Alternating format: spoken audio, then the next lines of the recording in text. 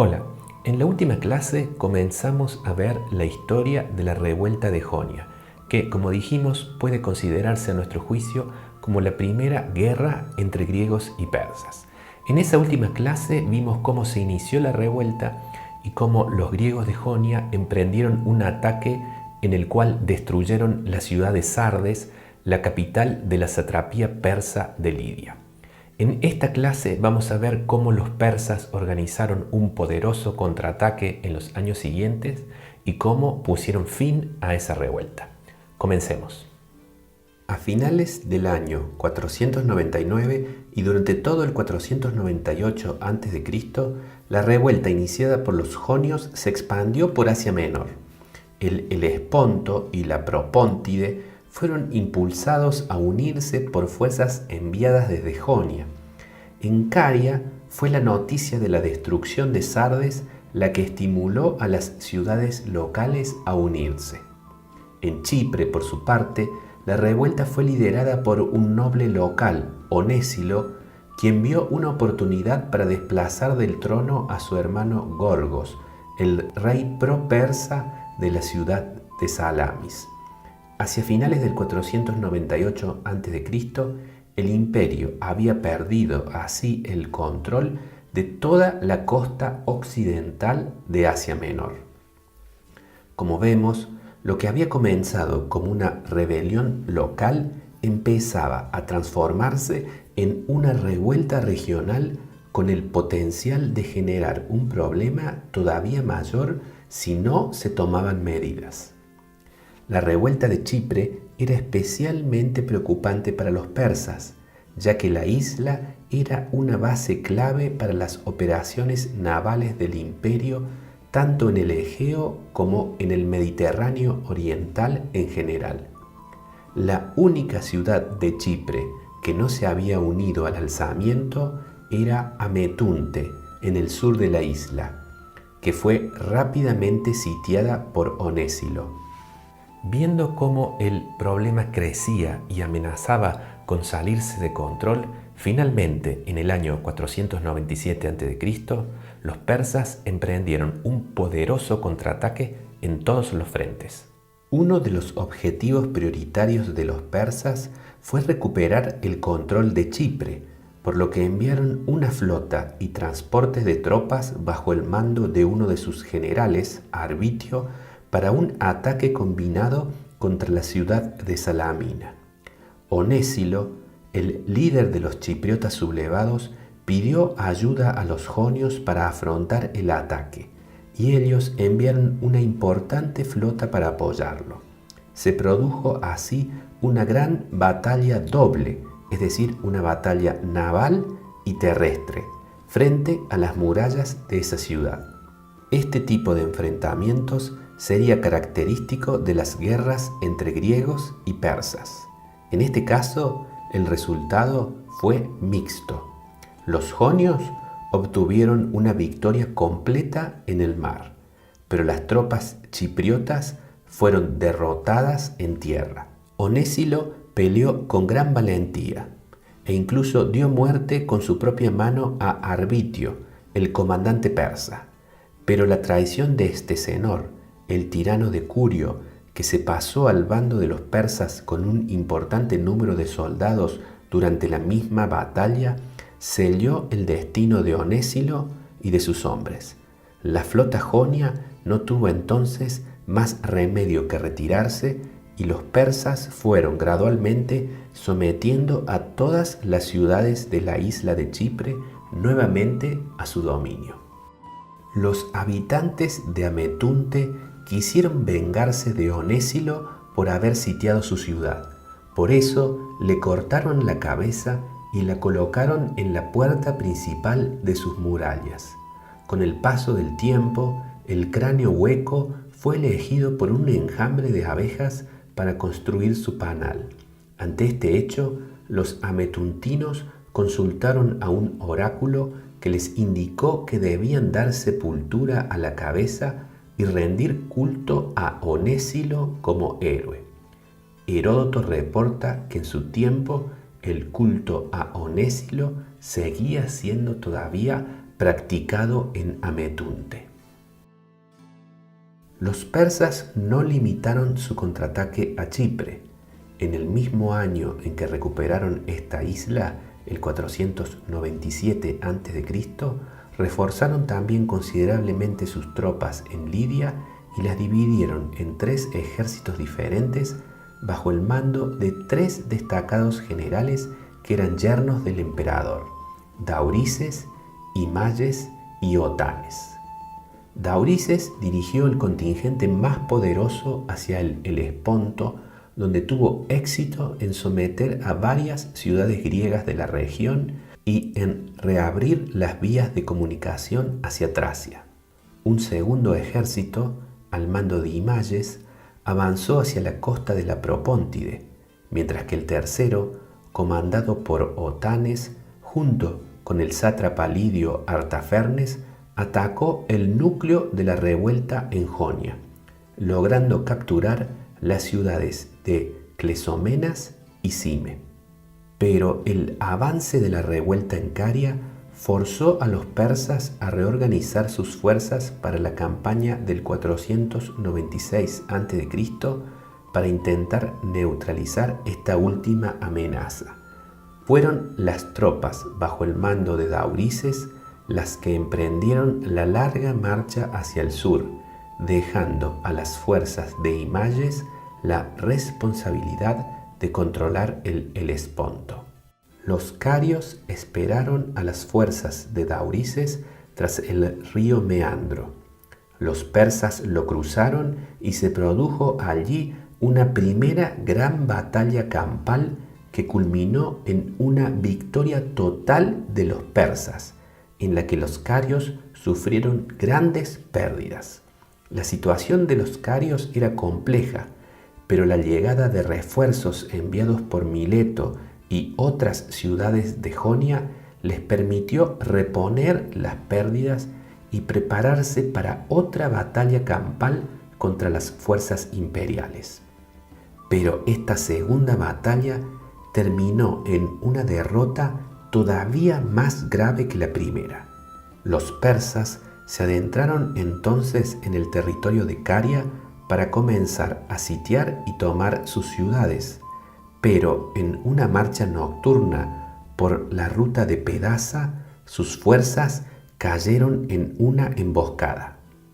La sorpresa fue total y la columna persa fue aniquilada, perdiendo incluso la vida Daurices y los restantes generales. Por la misma época, los persas también sufrieron la pérdida de Imayes, quien enfermó y murió mientras ejercía el comando de sus fuerzas en el Helesponto. Las tropas imperiales se vieron entonces forzadas a detener sus ofensivas, intentando consolidar sus avances. A pesar de las dificultades de los persas en las otras regiones de Asia Menor, la situación de los griegos en Jonia no era favorable. Los avances de Otanes en la región durante las campañas del 497 y el 496 a.C. habían minado la moral de los griegos, sobre todo en Mileto, donde la posición de Aristágoras parecía cada vez más insegura. Este, temiendo entonces un destierro, se decidió a abandonar Mileto junto con sus partidarios para establecerse en la ciudad de Mirsino en Tracia, que Histieo había recibido de Darío y transformado en una plaza fortificada. Sin embargo, poco tiempo después de dejar Mileto, Aristágoras y los suyos fueron aniquilados combatiendo contra los tracios. Unos años antes, cuando Darío había recibido la noticia del incendio de Sardes, había enviado al tirano titular de Mileto, Histieo, de regreso a Asia Menor para que colaborara en la represión de la revuelta. Tras la muerte de Aristágoras, Histieo, que se encontraba en Sardes, desertó del bando persa y partió hacia Quíos con la esperanza de poder asumir el liderazgo de los jonios. Pero debió enfrentar una fuerte desconfianza inicial, ya que muchos pensaban que él era en realidad un agente persa que pretendía engañarlos. Cuando finalmente logró convencerlos de que sus intenciones eran honestas, Histieo solicitó la ayuda de los quiotas para recuperar su posición en Mileto. Pero los milesios ya se habían librado de Aristágoras y no estaban dispuestos ahora a aceptar otro tirano. Por ello, cuando Histieo intentó tomar el poder con un golpe nocturno, la ciudad se resistió y el antiguo tirano tuvo que retirarse, resultando incluso herido en la lucha. Como Quíos se negó a aportar barcos para un nuevo intento de adueñarse de Mileto, Histieo se retiró hacia Lesbos, donde consiguió algunos barcos y se dedicó a la piratería, tomando a Bizancio como su base. Si bien Aristágoras no había sido un líder particularmente efectivo, tras su muerte los jonios carecieron de una figura que pudiera aspirar a coordinar los esfuerzos militares de las distintas ciudades en una estrategia común. Histieo podría haber asumido ese rol, pero su fracaso en regresar a Mileto lo hizo imposible. Vemos aquí la que fue una de las principales causas del fracaso de la revuelta de Jonia. Los griegos no solo contaban con menos recursos económicos y militares que los persas, sino que también carecían de un liderazgo centralizado y efectivo que pudiera coordinar todos los recursos disponibles de una manera efectiva. El resultado de esta situación fue que los griegos de Jonia debieron permanecer a la defensiva, sin poder tomar la iniciativa y viéndose forzados a reaccionar ante las medidas que emprendían los persas. El imperio, por el contrario, contaba con un liderazgo centralizado extremadamente efectivo, capaz de concentrar sus fuerzas en el lugar y el momento adecuado para lograr el máximo resultado. Los persas demostraron además ser lo suficientemente flexibles como para cambiar su estrategia inicial ante la falta de resultados. Los persas habían optado, como vimos, por dividir sus fuerzas y llevar a cabo 3 ataques simultáneos contra las diferentes regiones rebeldes. Sin embargo, los magros resultados y la catástrofe de la destrucción del ejército de Daurices en Caria los convencieron de la necesidad de modificar su estrategia. Los persas prepararon sus siguientes pasos con sumo cuidado y se tomaron 2 años para preparar el próximo ataque que recién emprendieron en el año 494 a.C. Concentraron todas sus fuerzas y organizaron un avance masivo por mar y tierra contra Jonia, dirigido directamente hacia la ciudad de Mileto, que era claramente el corazón de la revuelta. Ante el inminente ataque, los griegos se reunieron para deliberar en el santuario del Panjonio y acordaron no organizar un ejército que hiciera frente al enemigo por tierra, sino tan solo una flota que reuniera a la totalidad de los barcos disponibles. La misma se concentraría en una pequeña isla frente a la costa de Mileto. Según Heródoto, los griegos contaban con 353 naves aportadas por 9 ciudades, mientras que la flota persa, integrada ante todo por naves fenicias, egipcias y chipriotas, llegaba a las 600. Como comandante de la flota jonia fue designado Dionisio de Focea. Probablemente fue elegido porque su ciudad era la que menos barcos había aportado a la flota, tan solo 3, y las otras ciudades que sí habían aportado contingentes numerosos no se ponían de acuerdo sobre cómo asignar el comando entre ellas. El problema sería, como veremos, que la autoridad de Dionisio no sería aceptada plenamente por todos los integrantes de la misión, y ello tendría consecuencias fatales para los jonios. Sin duda, destruir la flota griega era la prioridad de los persas. Mientras ésta mantuviera abiertas las vías marítimas de la ciudad, el sitio de Mileto por tierra no podía avanzar ni tener éxito. Por ello, el primer enfrentamiento debía darse necesariamente en el mar. Una marca distintiva de muchas victorias de los persas fue su capacidad para convencer a integrantes del ejército enemigo a que se pasaran a su bando con máximo efecto durante la batalla, tal como había sucedido durante el combate frente a la ciudad de Salamis en Chipre, cuando Estesenor había traicionado a los rebeldes. Como la mayoría de los tiranos jonios depuestos al comenzar la revuelta se encontraban con ellos, los persas los enviaron para que intentaran convencer a sus respectivos compatriotas de abandonar la causa griega. La promesa era respetar la vida y propiedad de quienes ahora se pasaran al bando persa y castigar brutalmente después de la batalla a quienes no lo hubieran hecho. Los jonios rechazaron en un primer momento la oferta. Sin embargo, en los días siguientes, la flota griega practicó maniobras bajo el mando de su comandante Dionisio, que tenía mucha experiencia, pero era también muy estricto en cuanto al entrenamiento y la disciplina de las naves bajo su mando.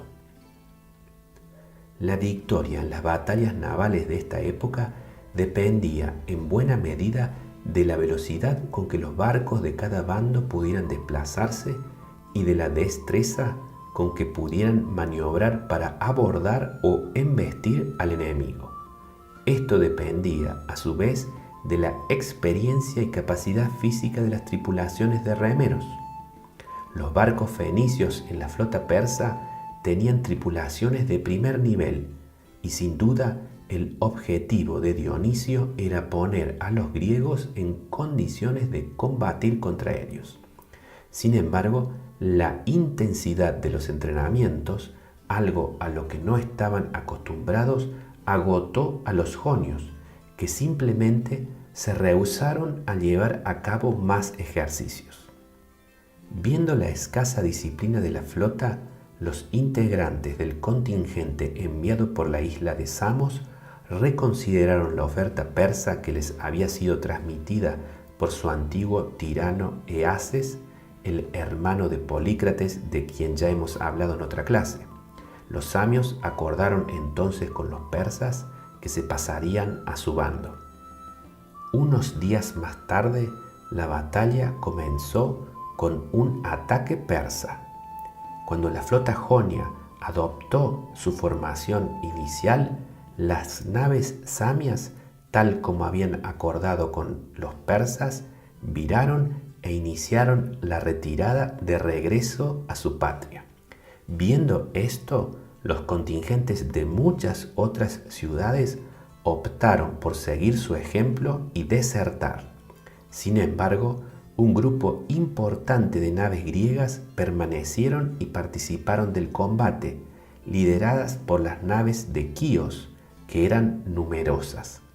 A pesar de la gran superioridad numérica de la flota persa, los jonios se batieron con gran valor e infligieron grandes pérdidas al enemigo. Sin embargo, los números se terminaron imponiendo y la flota persa obtuvo una victoria completa. Dionisio de Focea, el hábil comandante griego, capturó varias naves enemigas y logró huir con ellas, pero no regresó a su patria, ya que sabía que la ciudad sería sometida por los persas. Se retiró entonces hacia Sicilia, donde acumuló grandes riquezas dedicándose a la piratería. Heródoto destaca que Dionisio hizo su fortuna solo capturando naves cartaginesas o etruscas, pero nunca naves griegas. Tras el triunfo en esta batalla, la flota persa tuvo un dominio absoluto del mar y pudo imponer un bloqueo completo al puerto de Mileto. La ciudad quedó así sitiada por mar y tierra. Los persas desplegaron entonces sus ya probadas tácticas de asedio. Usaron todo tipo de máquinas de guerra y debilitaron las murallas cavando debajo de ellas. Finalmente, en el otoño del 494 a.C., lograron tomar Mileto. Los persas cumplieron sus amenazas y destruyeron la ciudad casi por completo. Muchos de los habitantes varones perdieron la vida, mientras que una buena parte de las mujeres y niños fueron repartidos como esclavos de los conquistadores. Algunos sobrevivientes fueron deportados por los persas hacia el sur de Mesopotamia, a un sitio en la costa del Golfo Pérsico. Las restantes ciudades de Jonia tuvieron un destino semejante, si bien los persas parecen no haber sido tan severos con ellas como lo habían sido con Mileto. Un buen número de varones jonios fue ejecutado. Muchos niños fueron castrados para convertirlos en eunucos, y algunas niñas fueron enviadas al harén real. Otros griegos fueron simplemente vendidos como esclavos o deportados a distintas provincias del imperio. Los persas mantuvieron sin embargo su palabra y respetaron a Samos y a sus habitantes por la asistencia que les habían brindado para la victoria, pero los samios debieron aceptar nuevamente a Eaces como tirano. Al enterarse del triste destino de Mileto, Histieo dejó sus bases en Bizancio y con sus fuerzas logró capturar Quíos. Desde allí pasó a Tasos y Lesbos, pero cuando lideraba una expedición en busca de abastecimiento para sus tropas en Atarnaeo, fue sorprendido por un ejército persa liderado por Harpago y sus fuerzas fueron aniquiladas y él mismo capturado con vida. Histieo esperaba poder ser enviado a la corte de Darío, ya que confiaba obtener un perdón del emperador. Pero el sátrapa de Lidia, Artafernes, para evitar que ello ocurriera, lo hizo empalar y envió al soberano su cabeza embalsamada. Darío no estuvo feliz por esta decisión y ordenó que se diera sepultura a lo que quedaba de Histieo. Desde mediados del siglo VII a.C., las ciudades griegas de la costa de Asia Menor, es decir, las ciudades de Jonia, habían gozado de un esplendor magnífico que les había transformado en el verdadero corazón económico y cultural del mundo griego. Fruto de ese esplendor habían sido algunos de los avances más significativos del mundo griego arcaico, como el origen de la filosofía o el origen de muchas otras disciplinas. Sin embargo, ahora, a comienzos del siglo V a.C., la destrucción que trajo aparejada la represión de la revuelta por parte de los persas le puso fin definitivamente a esa época de esplendor en Jonia.